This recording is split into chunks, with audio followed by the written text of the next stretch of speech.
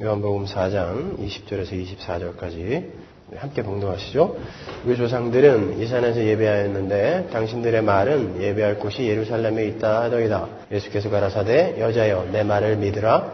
이 산에서도 말고 예루살렘에서도 말고 너희가 아버지께 예배할 때가 이르리라. 너희는 알지 못하는 것을 예배하고 우리는 아는 것을 예배하노니 이는 구원이 유대인에게서 남이니라.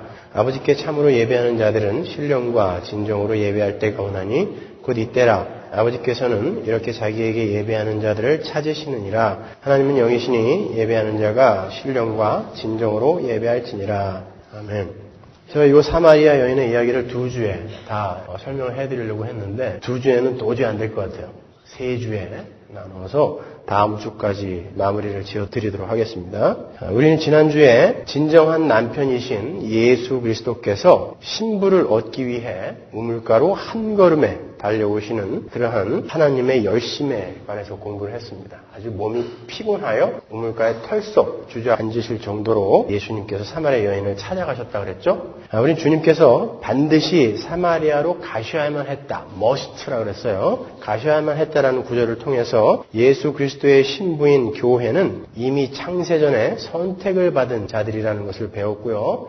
영원히 목마르지 않는 생수의 이야기를 하시다가 갑자기 네 남편을 데려와라 라는 그 주님의 질문을 통해서 타락한 인간들이 하나님으로 채워져야 할 그들의 목마름을 이 세상의 엉뚱한 것들로 해결하려 한다는 것도 우리가 배웠어요. 그럼에도 불구하고 주님은 하나님께서 택하신 하나님의 백성들에게 일일이 찾아가셔서 그들의 목마름을 당신의 피로 해결을 해주신다라는 것이 바로 복음이죠. 굿뉴스. 하나님의 복을 상실한 모든 인간들은 목이 마릅니다. 인간은 원래 하나님을 의존하여 살도록 지어졌어요. 절대 의존적인 존재입니다. 그렇기 때문에 하나님이 떠나버린 그 인간의 빈자리는 늘 목마름으로 남게 되는 거죠. 그 목마름은 오직 하나님의 은혜와 긍휼로만 채워질 수 있는 목마름이에요. 그런데 문제는 그들이 모두 눈이 멀고 귀가 먹었기 때문에 하나님이라는 존재를 알지도 못하고 찾지도 못하게 되었다는 거예요. 그래서 인간들은 이 세상의 것들로, 왜? 영원한 것들이 이제 보지 못하기 때문에 이 세상의 것들로 그 목마름을 채우려고 노력을 하게 된 거예요. 그 하나님이 빠져버린 목마름이 엉뚱한 방향으로 이제 변이를 하게 되어버린 거예요. 그 대표적인 것들이 돈, 명예, 이성, 술, 마약, 도박, 취미, 운동, 우상, 인기, 철학 이런 것들이에요. 사람들은 그런 것들로 자신들의 목마름을 채우기 위해서 일생을 허비하면서 사는 거예요. 이 사마리아 여인의 이야기에서 5명의 남편과 1명의 그 동거남이 등장하는 것은 바로 타락한 인간들의 잘못된 해결 방법을 하나의 예로 지적하고 있는 거예요. 저는 과거에 이 본문을 읽으면서 한 가지 궁금한 게 있었어요. 하나님은 왜 인간들에게 그 목마름이라는 것을 남겨두셨을까? 궁금하지 않으세요? 왜 하나님은 인간들에게 그 목마름이라는 그런 어떤 갈망을 남겨두셨을까? 저는 성경을 통해서 우리에게 목마름이 남아있다는 것은 하나님께서 우리를 향해 목말라 하고 계신다라는 증거라는 것을 알았어요. 이사야서 49장 14절 보세요. 오직 시온이 이르기를 여호와께서 나를 버리시며 주께서 나를 잊으셨다 하였거니와 여인이 어찌 그 젖 먹는 자식을 잊겠으며 자기 태에서 난 아들을 긍휼히 여기지 않겠느냐. 그들은 혹시 잊을지라도 나는 너를 잊지 아니할 것이라. 아기 엄마가 혹시 아기를 잊을지는 몰라도 그건 도저히 안 되는 거지만 그럴지라도 나는 너희를 절대 잊을 수가 없어 라고 하나님이 우리를 향해 목말라 하시는 거죠. 호세아서 11장 8절 에브라임이여 내가 어찌 너를 놓겠느냐. 이스라엘이여 내가 어찌 너를 버리겠느냐. 내가 어찌 너를 아드마같이 놓겠느냐. 어찌 너를 스보임같이 두겠느냐. 내 마음이 내 속에서 돌아서 나의 긍휼이 온전히 불붙듯 하도다. 그죠? 하나님께서 패역한 이스라엘을 향해 긍휼과 사랑을 쏟아부으시고 싶으셔서 그들을 향해 얼마나 목말라 하고 계신지 너무나 절절하게 기록이 되어 있잖아요. 출애굽기 20장 3절 보세요. 너는 나 외에는 다른 신들을 내게 있게 하지 말지니라. 너를 위하여 새긴 우상을 만들지 말고 또 위로 하늘에 있는 것이나 아래로 땅에 있는 것이나 땅 아래 물속에 있는 것에 아무 형상이든지 만들지 말며 그것들에게 절하지 말며 그것들을 섬기지 말라. 나 여호와 너의 하나님은 질투하는 하나님인즉 나를 미워하는 자의 죄를 갚되 아비로부터 아들에게로 3, 4대까지 이르게 하거니와. 여기서 질투하다라고 번역이 된 이 단어는 히브리어 카나인데요. 그 단어를 70인역 LXX에서는 젤로스라고 번역을 해요. 젤로스는 영어의 젤로스와 똑같은 단어예요. 신약 성경에서 그 젤로스라는 단어는요, 질투라는 의미보다는 열심이라는 단어로 쓰입니다. 우리가 전에 공부했던 요한복음 2장에 그 단어가 나오는데 한번 볼까요? 17절. 제자들이 성경 말씀에 주의 전을 사모하는 열심히 나를 삼키리라 한 것을 기억하더라. 이게 질투라는 말하고 똑같은 말이란 말이에요. 그러니까 성경에 나오는 질투하시는 하나님이라는 표현은 당신의 백성을 향하여 열심을 부리시는 하나님이라고 번역을 해야 맞는 거예요. 어떤 여자들은 이 구절을 들어서 하나님도 질투하셨기 때문에 나도 하나님을 본받아 질투한다. 이런 궤변을 늘어놓는데 절대 이 질투는 그런 질투가 아니에요. 이것은 열심이라는 뜻입니다. 여러분 생각해 보세요. 질투라는 것은 어떤 비교 대상이 있을 때 일어나는 거 아니에요. 그죠? 근데 하나님께서 질투하시는 대상이 누구일까요? 바알입니까? 아세라인가요? 여러분 진짜 그런 신들이 있나요? 없죠. 우상은 인간들이 자신들의 욕심을 채우기 위해서 스스로 만들어 놓은 것이기 때문에 실체가 없는 것들이에요. 따라서 하나님께서 질투를 하신다는 것은 우리에게 은혜와 사랑과 긍휼을 부으시고 싶으셔서 우리를 향해 열심을 부리시는 것이라고 번역을 하는 것이 맞아요. 하나님은 그렇게 당신의 백성들을 향해 목말라 하고 계시는 거예요. 그래서 우리가 목이 마른 것입니다. 우리가 목이 마른 것은 하나님이 우리를 향해 갈증을 갖고 계신다는 증거인 거란 말이에요. 하나님의 백성들이 하나하나 하나님께로 돌아올 때 우리 하나님의 갈증은 해갈이 되는 것이고 우리도 그리로 돌아갈 때 비로소 갈증이 해갈이 되는 거예요. 그게 진리인 것입니다. 그런데 인간들은 엉뚱하게도 이 세상의 것들로 그 갈증의 해갈을 변이시켜버린 거예요. 그러한 잘못된 갈망 중에서 아주 악한 갈망의 변이, 가장 악한 갈망의 변이가 바로 그릇된 예배인 거예요. 그래서 예수님이 내가 목이 마르니 물 좀 주겠느냐라는 질문에서부터 시작해서 생수의 이야기에서 남편의 이야기로 그 남편의 이야기에서 예배의 이야기로 이렇게 이야기가 점점 전개되어져 가는 거예요. 그러니까 한 개인의 잘못된 해갈의 변이에서 전 인류의 해갈의 변이로 이야기가 전개되어지고 있는 거예요. 자, 아직까지는 조금 이해가 안 가실 텐데 끝까지 잘 들어보세요. 그게 무슨 얘기인지. 예수님께서 내가 목이 마르다라는 말씀을 통해서 우리 하나님의 백성들의 목마름의 정체를 드러내시고 당신께서 그 목마름으로 죽으시고 우리에게 해갈을 선물하실 것이다라는 주님의 의지를 교회들에게 암시하셨어요. 거기에 대해서 제가 설명해 드렸죠. 그리고 주님께서 그 여인에게 영원히 목마르지 않는 생수를 약속하시는 그 말씀을 통해서 우리는 우리의 해갈 방법이 크게 잘못되어 있다는 것을 알게 되었어요. 그러니까 예수님께서 내가 영원히 목마르지 않는 생수를 줄게. 니들이 먹는 거는 다 틀린 거야. 라고 이야기를 하신 것입니다. 그리고 그 여인에게 남편을 데려오라고 말씀하시므로 그 여인의 잘못된 해갈 방법을 폭로하시는 그 장면에서 우리는 우리 인간들의 잘못된 그 해갈 방법의 구체적인 모습을 본 거예요. 그리고 이제 조금 더 구체적으로 그 잘못된 해갈 방법이 어떻게 인류 전체에게 편만하게 퍼져 있는지가 오늘 본문의 이야기에 담겨 있는 거예요. 미리 언급했듯이 인간들의 잘못된 갈망 중에서 가장 악한 갈망의 변이가 바로 그릇된 예배예요. 여러분들은 예배라고 하면 기독교의 어떤 형식적인 예배 의식만을 떠올리는데요. 아니요. 예배라는 것은 이 세상의 모든 인간들이 하고 있는 것입니다. 예배가 뭐예요? worship이란 말이죠. 자기가 가장 가치 있다고 생각하는 것을 자기 인생의 중심에 올려놓는 행위를 worship, 예배라고 하는 것입니다. 불교인들도 예배를 해요. 그들은 그 예배를 예불이라고 하죠. 이슬람교도들도 알라를 예배합니다. 하루에 5번씩 시간을 정해놓고 메카를 향해서 절을 하는 그들의 모습은 가히 우리 기독교인들을 부끄럽게 하고도 남음이 있는 그런 이슬람교도들의 예배의 한 모습이잖아요. 힌두교인들도 그들의 신을 예배해요. 심지어 무신론자들도 예배를 합니다. 누구를 예배할까요? 자신을 자기 인생의 가장 중요한 위치에 올려놓고 그들은 자신을 예배한다고요. 그러나 다른 모든 종교들도요, 결국에는 자신을 예배하는 것에 불과하다는 것을 우리는 어렵지 않게 확인을 할 수가 있어요. 인간이 만들어 놓은 이 세상의 모든 종교들은 전부 자기 자신의 유익을 위해서 어떤 힘 있는 존재의 도움을 청하기 위한 수단으로 만들어진 것이기 때문에 결국 그들이 섬기는 것은 그들이 부르는 신이 아니라 자기 자신인 거예요. 타락한 인간들이 각기 다른 신의 이름을 부르면서 각기 다른 예배의 형식을 통해 그들의 신에게 예배를 하지만 결국 그들의 공통된 목적은 자신의 목마름을 해결하기 위한 자기 유익인 거예요. 모든 인간들의 목마름은 그렇게 여러 모양의 예배로 나타나는 것입니다. 주님은 바로 그 예배, 그 잘못된 예배를 지금 여기서 지적하는 거예요. 왜 타락한 인간의 대표 자격으로 등장하는 가인이 하나님께 제사를 드리는 자로 묘사되는지 아십니까?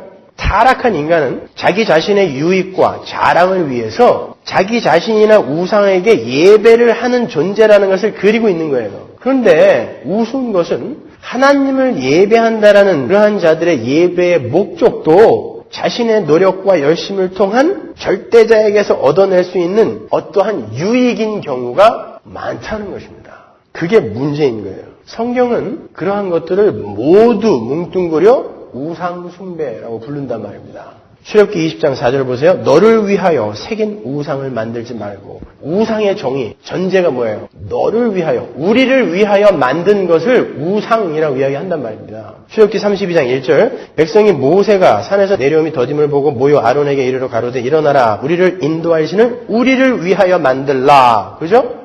금송아지를 가리켜 우리를 위하여 만든 것이라고 이야기한단 말입니다. 그걸 뭐라 그래요? 우상이라고 하는 거예요. 그러니까 우상이라는 것은 자기를 위하여 만들어낸 건 전부 우상인 거예요. 이렇게 모든 인간들은 자신의 욕망과 욕심을 위해 무엇인가에게 예배를 하는 자들인 거예요. 그래서 사도 바울은 우상 숭배를 뭐라고 정의하죠?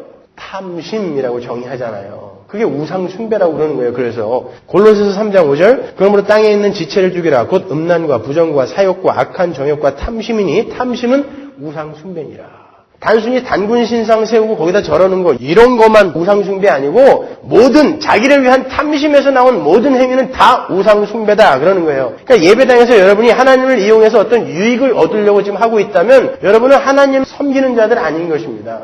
우상 숭배하고 있는 거죠. 원래 우리 인간들은 하나님을 가장 가치 있는 자리에 올려드리고 그분께 전적으로 순종하며 의뢰하며 그분의 영광을 드러내고 그분께 찬양하는 자로 즉 예배하는 자로 지어진 거예요. 그게 우리의 창조의 목적입니다. 우리는 하나님의 밑으로 들어가서 하나님은 하나님이시기 때문에 그분께 예배하는 자로 서는 게 우리의 창조의 목적이라니까요. 하나님은 그 올바른 예배자의 자리로 당신의 백성들을 이끄시기 위해 인간의 타락을 허락하시고 그들에게 타락한 자들의 삶이 얼마나 고통스러운 것인지를 겪게 하시고 그들을 은혜로 구원해내시는 역사라는 것을 허락하신 거예요. 하나님은 그분의 백성들에게 그러한 경험을 하게 하심으로 그들을 진정한 예배자의 자리로 이끄시는 거예요. 모든 인간들이 하나님의 은혜가 떠난 모든 인간들이 엉뚱한 예배자의 자리에 서 있는데 자기 자신을 그 중심에 놓고 자기 자신을 예배하는 자로 서 있는데 하나님은 자기 백성들에게 뚫고 들어가셔서 하나님을 예배하는 자로 만들어내신다는 것입니다. 그게 역사라니까요.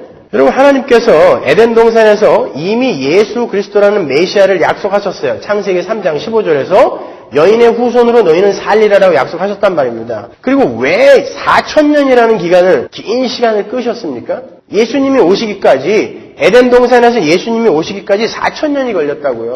하나님이 약속하셔놓고 왜 그렇게 시간을 길게 끄셨어요? 금방 보내실 수 있었잖아요. 그 다음 세대나 그 다음 세대에 보내실 수 있었는데 왜 그렇게 긴 시간을 약속으로 그냥 유보시켜 놨을까요? 하나님은 그 시간 동안에 우리 인간들의 죄성, 하나님의 은혜가 떠난 인간들의 죄악상을 폭로하시는 거예요. 우리들에게 자세하게 설명해 주시는 것입니다. 그들이 얼마나 악한지를 보여주시는 거예요. 우리 교회에게 그 역사 전체를 통해서. 그리고 하나님은 그 기간을 통해서 하나님의 절대적인 주권을 보여주시고요. 또 인간들이 스스로의 힘으로 열심히 자기들을 구원하려고 그리고 행복해지려고 노력하는 그 모든 시도들이 다 꽝이다라는 것을 그 역사를 통해 우리에게 직접 경험하게 해주시는 거예요. 그래서 역사가 이렇게 길어진 것입니다. 그래서 하나님은 심지어 인간들에게 율법까지도 주시죠. 인간들이 기고만장해서 하나님 당신이 나에게 이 땅에서 행복하게 살 수 있는 방법을 제시만 해주면 내가 한번 해보겠습니다라고 인간들이 하나님께 대들었단 말입니다.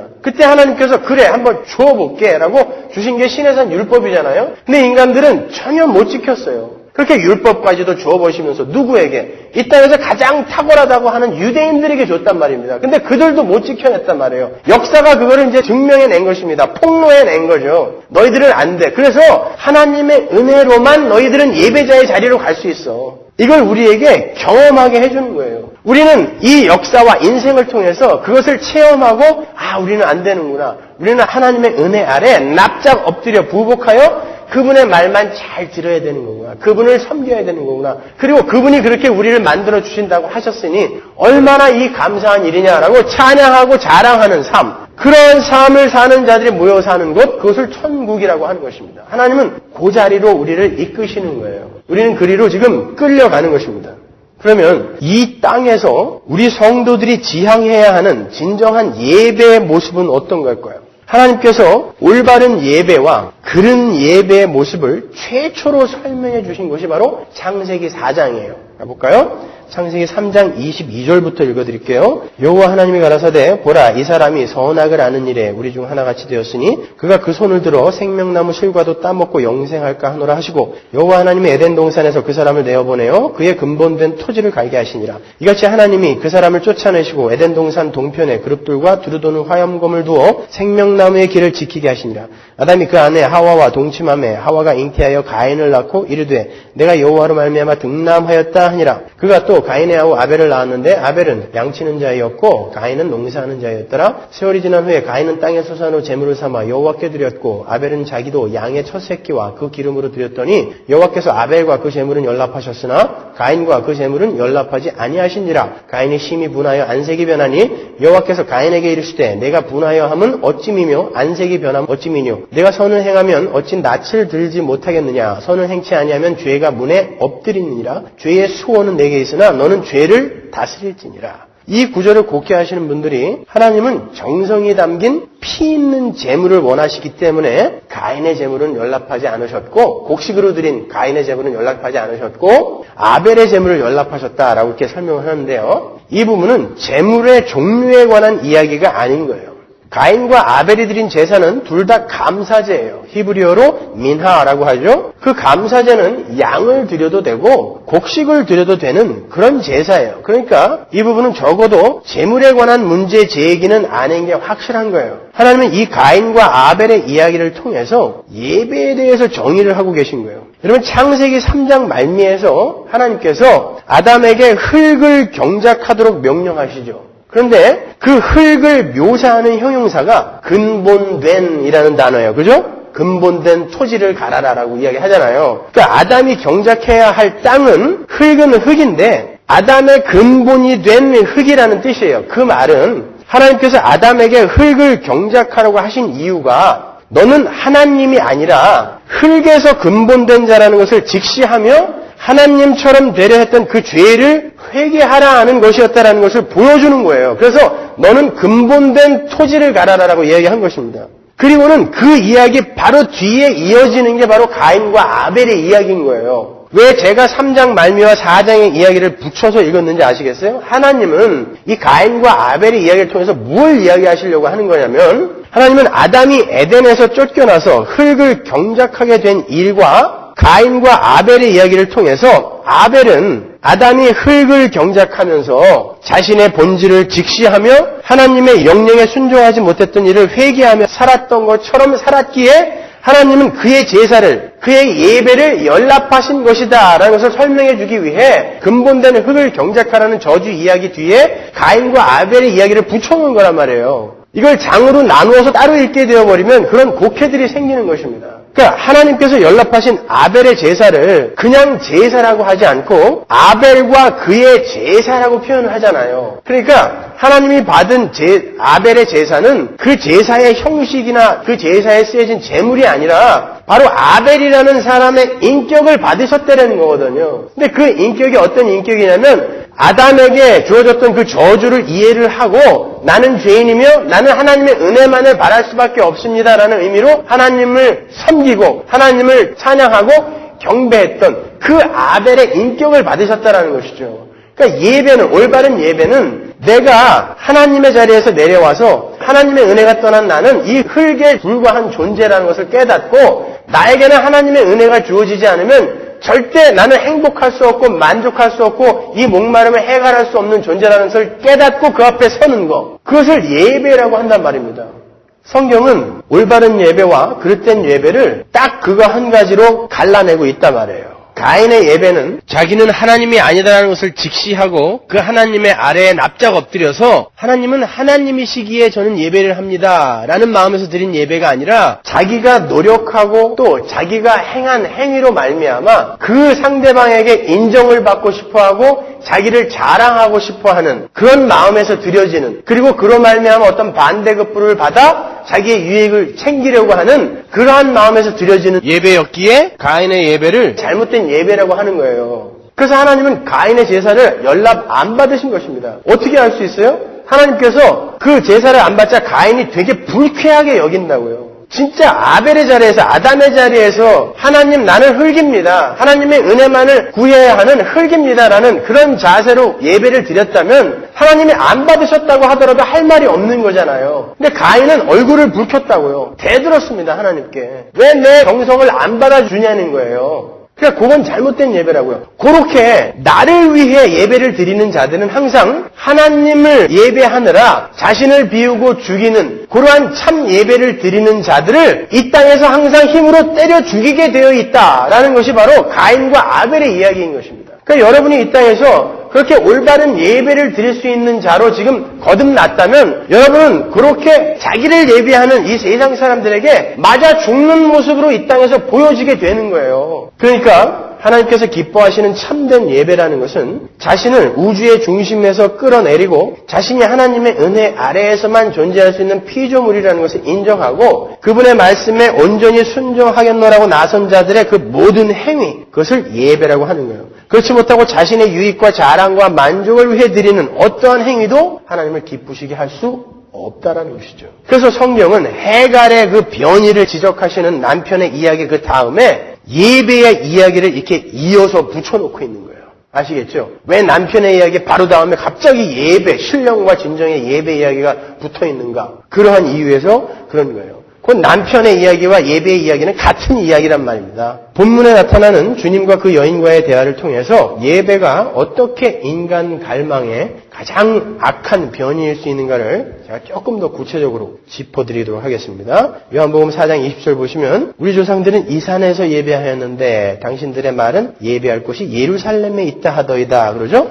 여기서 이 여인이 말한 이 산은 그리심산을 말하는 거예요. 사마리아 사람들은 남유다 사람들이 자신들을 짐승 취급하면서 성전에 접근을 막자 자기들 나름대로 그리심산에다가 성전을 짓고 그곳에서 제사를 드렸어요. 그리고는 그리심산에 있는 성전이야말로 진짜 성전이라고 우겼습니다. 왜냐하면 신명기 12장에서 하나님은 한 장소에서만 예배를 받으시겠다고 하셨기 때문에 둘 중에 하나는 가짜여야 되거든요. 그래서 서로 자기들이 진짜라고 우겼단 말이에요. 신명기 12장 10절 보세요. 너희가 요단을 건너 너희 하나님 여호와께서 너희에게 기업으로 주시는 땅에 거하게 될 때 또는 여호와께서 너희로 너희 사방의 모든 대적을 이기게 하시고 너희에게 안식을 주사 너희로 평안히 거하게 하실 때에 너희는 너희 하나님 여호와께서 자기 이름을 두시려고 한 곳을 택하실 그곳으로 나의 명하는 것을 모두 가지고 갈지니 곧 너희 번제와 너희 희생과 너희 11조와 너희 손의 거제와 너희가 여호와께 서원하는 모든 아름다운 소원물을 가져가고. 그렇죠? 이렇게 하나님께 제사를 드리는 성전은 한 곳이어야 돼요. 그래서 사마리아 사람들과 남유다 사람들은 서로 자기네 성전이 하나님께서 말씀하신 그곳이라고 우겼던 거예요. 그러면 먼저 사마리아 사람들이 자기네 그리심산이 진짜 하나님이 지정하신 예배의 장소라고 우기게 된 배경을 한번 살펴보겠습니다. 창세기 12장 6절 아브라함이 그 땅을 통과하여 세겜 땅 모래 상수리 나무에 이르니 지금 사마리아 여인이 있는 곳이 어디예요? 세겜 땅이란 말이에요. 그때 가나안 사람이 그 땅에 거하였더라. 여호와께서 아브라함에게 나타나 가라사대 내가 이 땅을 내 자손에게 주리라 하신지라 그가 자기에게 나타나신 여호와를 위하여 그곳에 단을 쌓고 여기서 단을 쌓죠. 그래서 사마리아인들은 봐라 아브라함이 여기서 단을 쌓고 제사를 지내지 않느냐. 그러니까 여기가 진짜다라고 우겼단 말이에요. 그리고 이스라엘 12지파의 아버지격인 야곱도 세겜의 단을 쌓고 제사를 지냈단 말이죠. 그걸 또 증거로 내놓아요. 창세기 33장 18절. 야곱이 밧단 아람에서부터 평안히 가나안 땅 세겜성에 이르러 성 앞에 그 장막을 치고 그 장막 친 밭을 세겜의 아비 하몰의 아들들의 손에서 은 100개로 사고 거기 단을 쌓고 그 이름을 엘헬로헤 이스라엘이라 하였더라. 그죠? 그리고 이스라엘이 여리고가 무너진 후에 가나안 땅에 들어가서 치른 첫 번째 전쟁이 뭐죠? 아이성 전투죠. 거기서 이긴 다음에 여호수아가 어디에 단을 쌓았어요? 여호수아 8장 30절 보세요. 그때 여호수아가 이스라엘의 하나님 여호와를 위하여 에발산에 한 단을 쌓았으니 그러죠. 그리심산하고 에발산은 이렇게 붙어 있어요. 그러니까 사마리아 사람들은 우리들이 진짜다 그랬단 말입니다. 야, 너희들이 지금 우기는 예루살렘 성전은 솔로몬 때 아브라함으로부터 1000년 후에 여호수아로부터 500년 후에 지어진 거 아니냐. 우리는 그 전부터 단을 제사 드리는 단을 갖고 있었다라고 우긴 거죠. 그러나 성경은 북이스라엘이었던 사마리아에 지어진 제단을 전혀 인정하지 않아요. 오히려 성경은요, 사마리아 땅에 지어진 그 제단의 계보를 일관성 있게 연계하여 기록함으로 해서 그 제단은 우상숭배의 표본이었음을 밝힙니다. 북이스라엘이 예루살렘에 있는 성전을 거스려서 자신들의 땅에 성전을 지은 것은요, 바벨론 포로 이후에 처음 있었던 일이 아니에요. 그 전에도 이미 여러 차례 있었습니다. 열왕기상 12장 25절 보시면 여로보암이 에브라임 산지에 세겜을 건축하고 거기서 살며 또 거기서 나가서 분누엘을 건축하고 그 마음에 스스로 이르기를 나라가 이제 다윗의 집으로 돌아가리로다. 만일 이 백성이 예루살렘에 있는 여호와의 전에 제사를 드리고자 하여 올라가면 이 백성의 마음이 유다 왕 된 그 주 르호보암에게로 돌아가서 나를 죽이고 유다 왕 르호보암에게로 돌아가리로다 하고 이에 계획하고 두 금송아지를 만들고 무리에게 말하기를 너희가 다시는 예루살렘에 올라갈 것이 없도다. 이스라엘아, 이는 너희를 애굽 땅에서 인도하여 올린 너희 신이라 하고 하나는 베델에 두고 하나는 단에 둔지라. 이 일이 죄가 되었으니 이는 백성들이 단까지 가서 그 하나에게 숭배함이더라. 저가 또 산당들을 짓고 레위 자손 아닌 보통 백성으로 제사장을 삼고. 보세요. 솔로몬의 신하였던 여로보암은 솔로몬이 성전을 짓느라 세금을 많이 거두고 사람들을 동원하는 것에 대한 이스라엘 사람들의 불만을 막 부추겨갖고 유다 지파와 베냐민 지파를 뺀 나머지 10지파를 규합해서 BC 931년에 북이스라엘을 세우죠. 그리고 북이스라엘 사람들이 제사를 드리기 위해 남유대 예루살렘으로 드나드는 것을 못마땅하게 여겨서 북이스라엘 땅인 베델과 단에다가 금송아지를 만들어 놓고 거기서 제사를 지내게 만들었어요. 이게 하나님이다 그랬다니까요. 그 금송아지를 뭐라고 불렀다 그래요? 이는 너희를 애굽 땅에서 인도하여 올린 너희 신이다라고 불렀단 말입니다. 금송아지. 그리고 이가 너희를 애굽 땅에서 인도하여 올린 너희 신이다. 어디서 본 거예요? 시내산에서 본 거잖아요. 그죠? 시내산에서 이스라엘이 금송아지를 만들어 놓고 이는 너희를 애굽 땅에서 인도하여 올린 너희 신이다 라고 했단 말입니다. 그러니까 사마리아 땅인 그리심산에 세워진 그 제단은 바로 이런 전철을 밟고 있는 것이다 라는 것을 우리가 알 수 있는 거예요. 그러니까 사마리아 사람들이 하나님을 예배하던 그리심산의 제단은 시내산의 금송아지와 베델과 단의 금송아지와 같은 줄기에서 나온 거죠. 그러니까 그리심산의 예배는 우상숭배의 줄기에서 나온 것이다 라는 것을 우리가 알 수 있는 거예요. 그래서 그 산은 하나님을 예배하는 장소로 적합하지 않은 거예요. 그래서 주님께서 그리심산은 아니다 그런 거죠. 그죠? 이 산도 아니다라고 했잖아요. 그렇다면 주님께서 사마리아 여인에게 그리심산은 아니고 예루살렘의 시온산이 맞다라고 대답을 해 주셔야 맞지 않아요?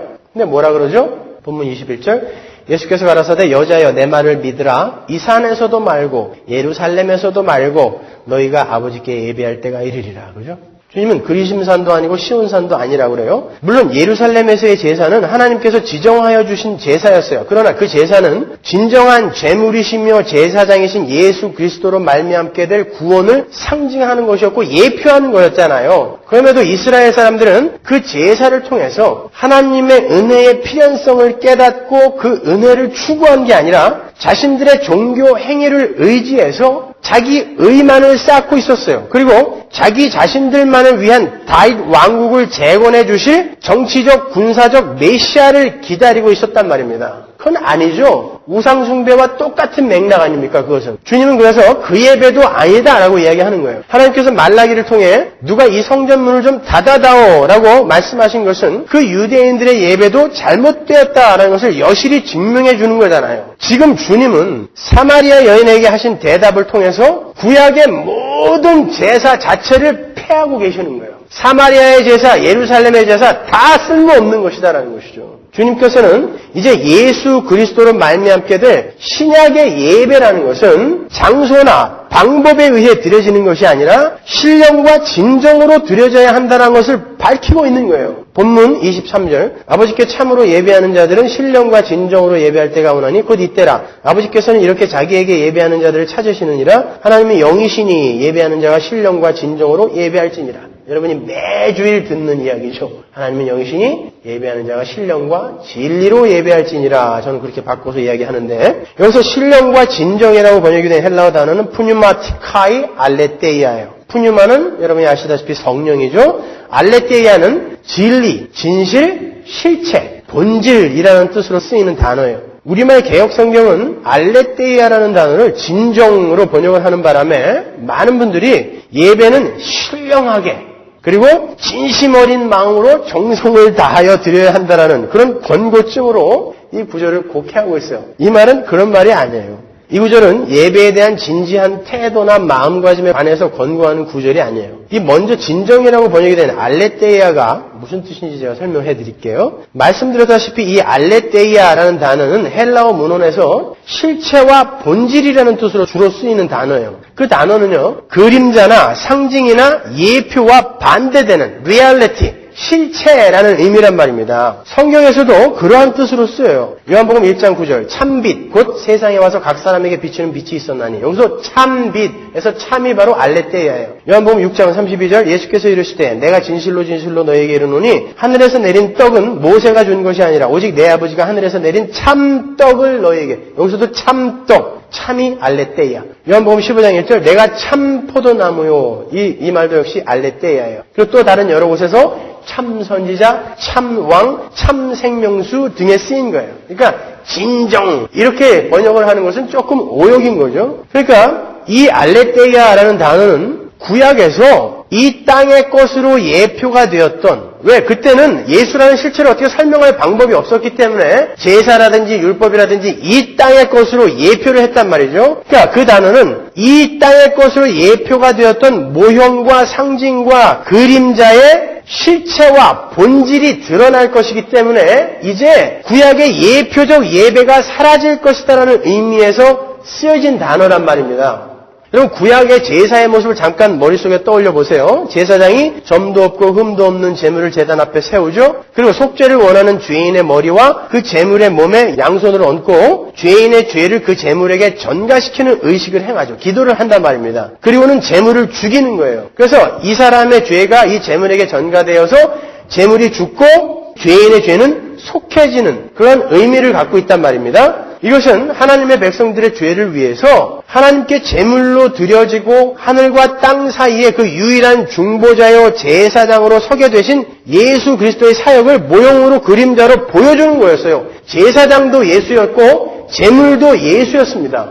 예수님은 제사장이 되시고 제물이 되셔서 하나님께 제사를 드린 분이란 말이에요. 그런데 그 사마리아 여인 앞에 그 제사의 실체이신 그들이 드렸던 예배의 실체이신 예수 그리스도께서 서 계신 거예요. 그리고 그 여인에게 너희는 이제 그림자나 모형이 아닌 나 실체로 예배를 드려라 라고 이야기하는 것입니다. 그게 알레테이아예요. 히브리서 9장 23절 보세요. 그러므로 하늘에 있는 것들의 모형은 이런 것들로서 정결케 할 필요가 있었으나 하늘에 있는 그것들은 이런 것들보다 더 좋은 제물로 할지니라. 그리스도께서는 참 것의 그림자인 손으로 만든 성소에 들어가지 아니하시고 그러니까 성소나 성전이 다 뭐였다는 거예요? 그냥 그림자, 모형이었다는 것입니다. 오직 참 하늘에 들어가사 이제 우리를 위하여 하나님 앞에 나타나시고 대제사장이 해마다 다른 것의 피로서 성소에 들어가는 것 같이 자주 자기를 드리려고 아니하실지니. 그러니까 예수님은 영단번에 드려진 제물이셨고 영원한 제사장이었다라는 거예요. 이제 우리의 대제사장이신 예수 그리스도께서는 자신의 피를 들고 성소나 지성소 정도가 아닌 참 하늘로 들어가셨어요. 그런데 그 예수 그리스도 안에 하나님의 백성들이 들어있는 거예요. 그게 그리스도와의 연합, 유니언 크라이스트인 것입니다. 그게 우리의 영적 현실인 거예요. 그래서 우리는 이제 지성소에 들어간 자가 됐어요. 뭘로 말미암아? 예수가 제물로 드려지고 예수가 제사장으로 서시는 바람에 우리는 이제 지성소에 들어간 자가 됐어요. 그전에는 범접을 못했어요. 범접하면 무조건 죽였으니까. 죄인은 다 죽였으니까. 그렇다면 지금 이 땅 위에서의 육적 현실은 어때요? 하나님께서 우리 안에 들어오셔서 우리 자신이 지성소가 되어버렸어요. 그죠? 그게 그리스도와의 연합인 거예요. 우리가 하나님께로 들어간 거나 하나님이 우리 안에 들어오신 거나 마찬가지예요. 그걸 유니언 크라이스트 연합이라고 하는 거예요. 우리 자신이 하나님의 거처가 됐다는 것은 우리 자신이 성전이 되어버렸다는 거죠. 맞습니까? 그래서 우리 안에서는 늘 제사, 예배가 드려져야 되는 거예요. 자, 이제 신령과 진리의 예배에 대해서 이제 조금 윤곽이 드러나는 거죠. 영적으로 이미 천국에 들어가 있는 자들이 지성소가 되어버린 자기 자신 속에서 하늘의 예배의 실체를 경험하는 거예요. 점도 없고 흠도 없는 어린 양 예수가 하나님께 드려졌듯이 성도의 삶 속에서 예수의 성품이, 순결한 삶이 하나님 앞에 제물로 올라가는 거예요. 그게 신령과 진리, 실체로 예배를 드리는 자들의 삶인 것입니다. 이제 대제사장이신 예수 그리스도는 우리 속에서 우리의 삶을 하나님 앞에 제물로 올려드리고 계신 거예요. 그러니까 알레테이아, 진정으로 실체로 예배를 한다는 것은 이제 실체이신 예수를 제물로 바치는 예배를 해야 한다는 뜻이에요. 그런데 그 제물은 우리가 바치는 것이 아니라 하나님께서 준비하시는 거예요. 그러면 우리가 실체이신 예수를 제물로 바치는 예배를 해야 한다는 것은 무슨 뜻이에요? 그 말은 예수님께서 제물로 바쳐주시고 우리를 구원하셨으므로 우리는 구원받은 자다운 삶, 그 삶이 뭐예요? 예수의 성품, 순종의 제사, 그 삶을 하나님 앞에 예수의 삶을, 예수의 성품을, 예수의 인격을 하나님 앞에 제물로 올려드려야 한다는 거예요. 예수 그리스도의 삶은 죽기까지 순종하는 삶이에요. 그죠?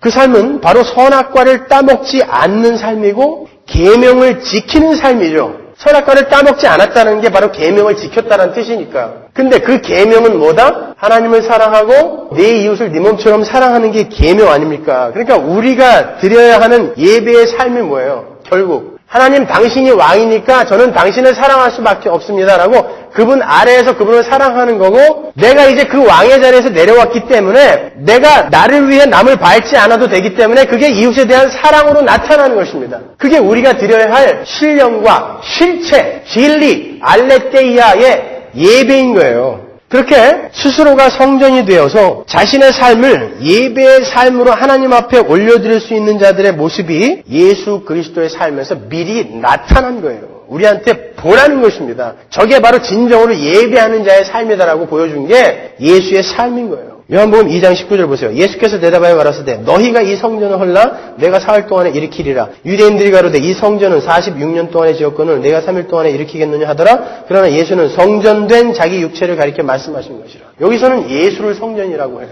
다른 곳에서는 우리를 성전이라고 해요. 그러니까 이 말은 성전인 우리가 이 땅에서 하나님 앞에 드려야 할, 올려드려야 할 예배의 삶을 성전인 예수가 오셔서 미리 보여주셨다는 것입니다. 그래서 우리는 그 삶 속에서 예배자의 삶이 어떤 것인지를 도출해내요. 그렇게 살기를 힘써야 된다는 거예요. 그 성전이신 예수께서 어떤 제사를 드렸어요? 빌립보서 2장 5절에 나오잖아요. 너희 안에 이 마음을 품으라 곧 그리스도 예수의 마음이니 그는 근본 하나님의 본체시나 하나님과 동등됨을 취할 것으로 여기지 아니하시고 오히려 자기를 비어 종의 형체를 가져 사람들과 같이 되었고 사람의 모양으로 나타나셨으며 자기를 낮추시고 죽기까지 복종하셨으니 곧 십자가에 죽으심이라. 이게 예배입니다. 예수의 제사였습니다. 이것이. 자기를 낮추고 죽기까지 하나님 아버지께 순종하는 그 삶. 그게 바로 하나님께 예배하는 성전의 모습인 거예요. 우리는 에덴에서 그렇게 살았어야 된다니까요. 우리는 천국에서 그렇게 살아야 됩니다. 하나님은 우리를 그렇게 만들기 위해 이 역사 속에 우리를 계속 이렇게 던져놓고 우리에게 여러 가지를 경험케 하시는 거예요. 여러 가지를 보게 만드시는 것입니다. 우리에게 바로 그러한 예배의 삶이 요구되고 있는 거예요. 주님은 사마리아 여인과 하나님의 백성들에게 신령과 진정으로 예배할지니라 라는 권고를 하시므로 지금까지는 너희가 예배의 모형과 그림자를 통해서 예배에 대한 힌트를 얻었다면 이제 그 실체인 내가 너희의 제물이 되고 제사장이 되어서 제사를 다 드렸으니까 너희는 그 실체인 십자가를 근거로 예배하라는 거예요. 그런데 그 예배는 그리심산이나 예루살렘의 시온산 같은 장소적이고 형식적인 것이 아니라 바로 예수를 제물로 드린 자로서의 예수의 삶을 내어놓는 삶이어야 한다는 것을 전부 내포하고 있는 거예요. 그 구절 안에.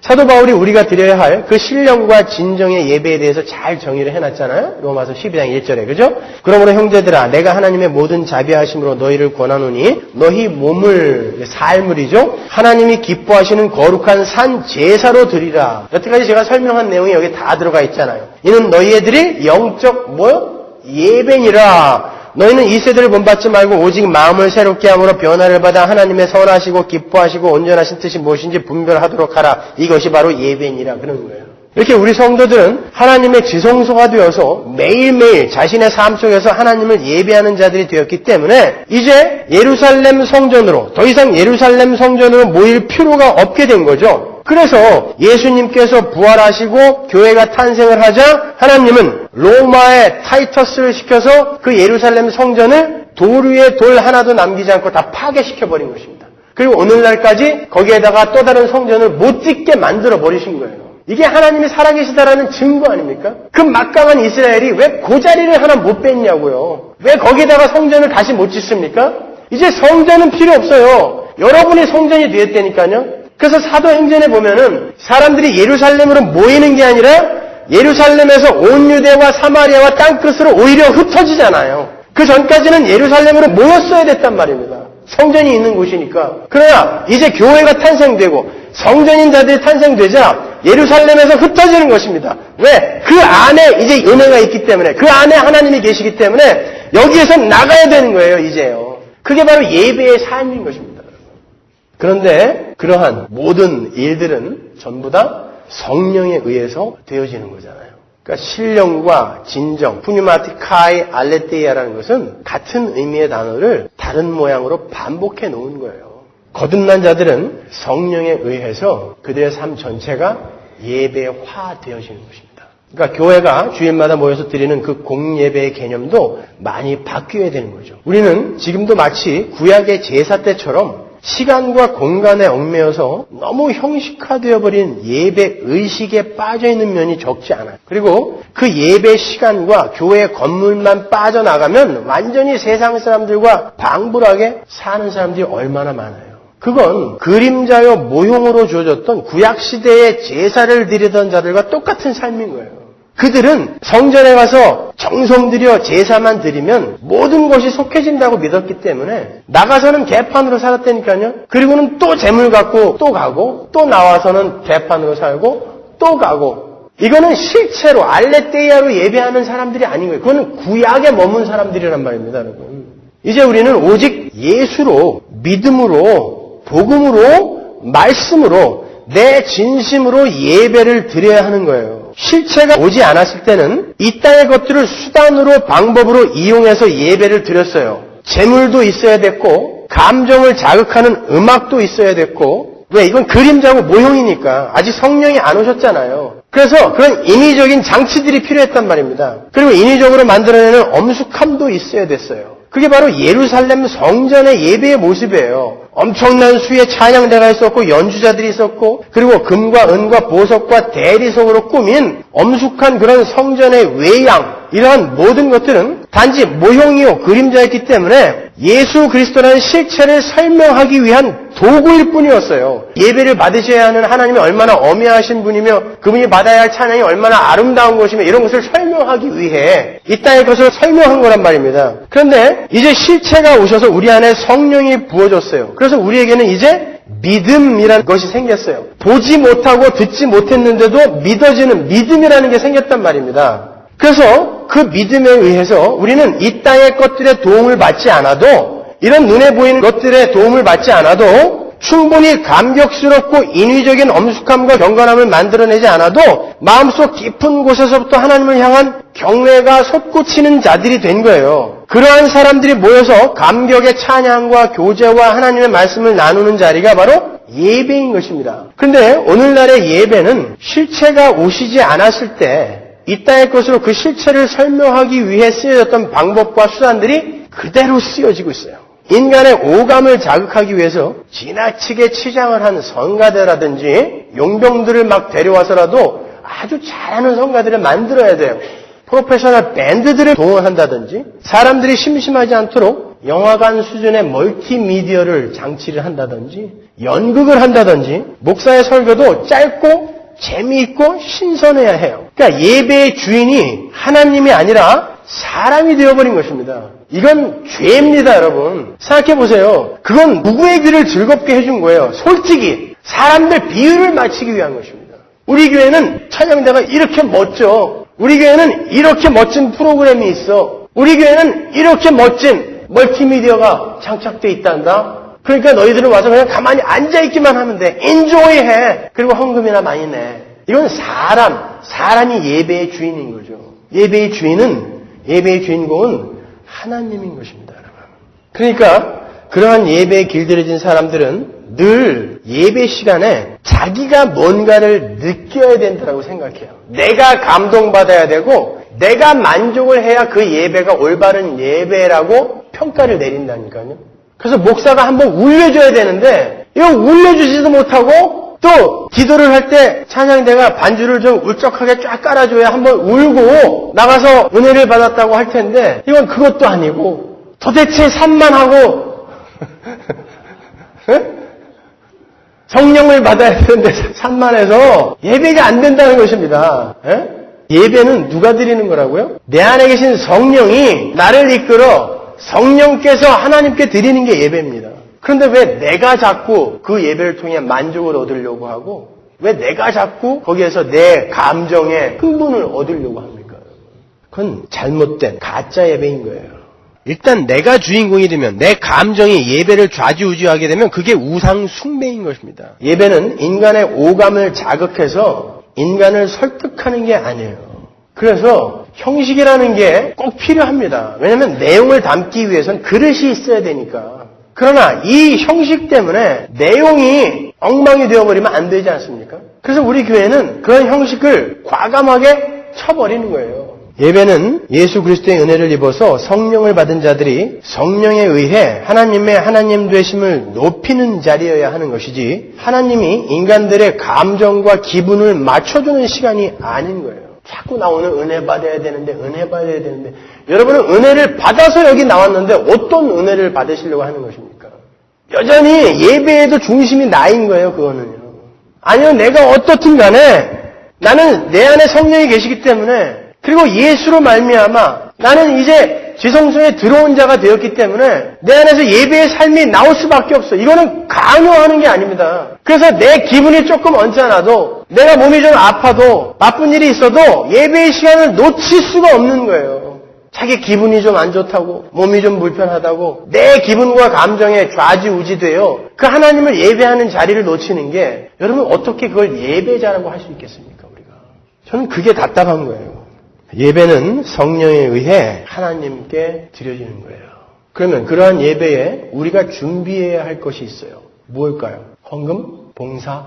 제가 예전에 어렸을 때 매주 거르지 않고 들었던 기도가 그 목사님의 헌금 기도였는데 늘 뭐라고 기도하셨냐면 주님 빈손으로 오지 않게 해주셔서 감사합니다. 그러나 빈손으로 왔다 하여도 다음 주에는 절대 빈손으로 오지 않을 수 있도록 축복해 주옵소서. 다 외워요, 저는요. 하도 많이 들어갔고. 그러니까, 교회에 올 때는 항상 뭘 들고 와야 된다는 거죠. 저는 자주 빈손으로 왔기 때문에 굉장히 듣기 거북했어요. 그리고 그 다음 주에도 빈손으로 안 오게 안 해주시더라고요. 근데 성경에 그런 말이 있습니다, 실제로. 볼까요? 출애굽기 23장 15절. 너는 무교병의 절기를 지키라. 내가 네게 명한 대로 아비부월에 정한 때에 7일 동안 무교병을 먹을지니 이는 그 달에 내가 애굽에서 나왔음이라 빈손으로 내게 보이지 말지니라. 요거 가지고 협박하죠. 출애굽기 34장 20절. 나귀의 첫 새끼는 어린 양으로 대속할 것이요 그렇게 아니하려면 그 목을 꺾을 것이며 네 아들 중 장자는 다 대속할지며 빈손으로 내 얼굴을 보지 말지니라. 그러니까 예배 때는 반드시 하나님께 무엇을 가져와야 하는 거예요. 무엇을 가져오라는 거예요? 예배에는 반드시 대속 재물을 가져와야 된다는 거예요. 그죠? 재물을 가져오라는 거거든요. 이 말은 인간은 누구나 스스로 하나님 앞에 나아갈 수 없다라는 것을 의미하는 거예요. 그래서 재물이 필요한 것입니다. 반드시 대속 재물에 의지하여 하나님 앞에 나아갈 수 있다는 거예요. 그런데 우리의 대속 제물은 예수 그리스도였고 그 예수 그리스도는 이미 드려졌단 말입니다. 그러면 우리는 뭘 갖고 가는 거예요? 그 예수가 나를 위해 대속 제물로 드려졌다는 믿음을 갖고 오는 것입니다.